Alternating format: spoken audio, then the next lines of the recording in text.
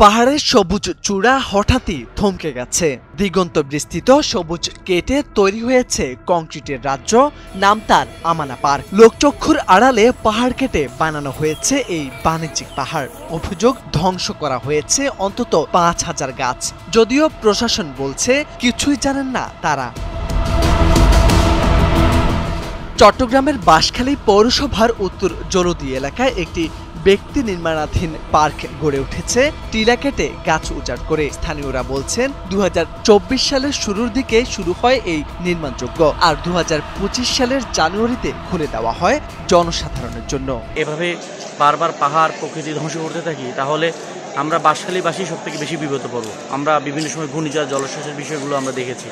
তাই আমার বাঁশখালী জনগণের নিকট বিনীত অনুরোধ যে আপনারা পাহাড় প্রকৃতি ধ্বংস করে কোনো কিছু করবেন না। পাহাড়ের ভেতরে ঢুকতে ৩০ টাকার টিকিট, টিলার উপর সিমেন্টের ভাস্কর্য, বসার আসন আর সিঁড়ি।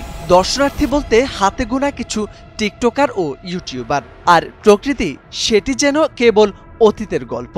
পাহাড় কাটার এই ধ্বংসের ফল এখন মানুষই পাচ্ছে হাতে নাতে। বাঁশখালী ও আশপাশে হাতির আক্রমণ বেড়েছে, ঘটেছে প্রাণহানি।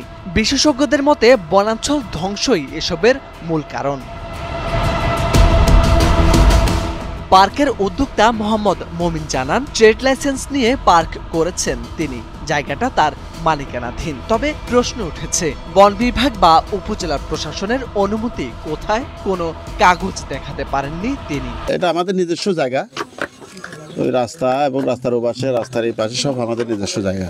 এখানে সিরিয়াসলি বন ছিল, কাটা বন ছিল, এগুলো পরিষ্কার করে আমি এটা পার্কের একটা উদ্যোগ নিচ্ছি, একটা পিকনিক স্পট করব। অন্যদিকে জলুদি রেঞ্জ কর্মকর্তা জানান, কোনো অনুমতি দেওয়া হয়নি। বর্ষার পরে সার্ভে করে বনভূমি প্রমাণিত হলে ব্যবস্থা নেওয়া হবে। আমরা তো অনুমতি দিই না, এসে পৌরসভা থেকে কি একটা কাগজ নিতে, তাকে আমরা অফিসিয়ালি চিঠি দিয়েছি, সে কাগজপত্র দিয়ে জবাব দেবে আর কি।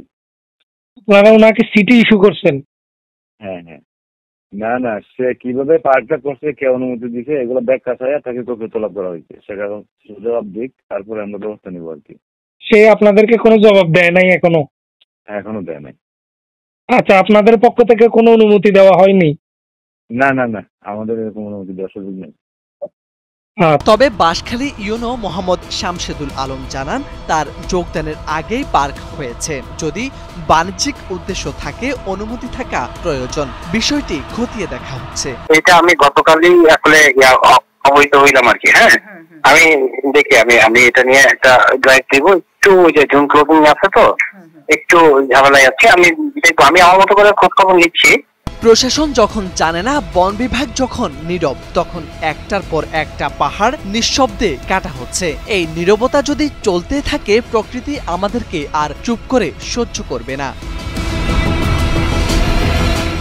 মোরশেদ আলম, সময়ের আলো।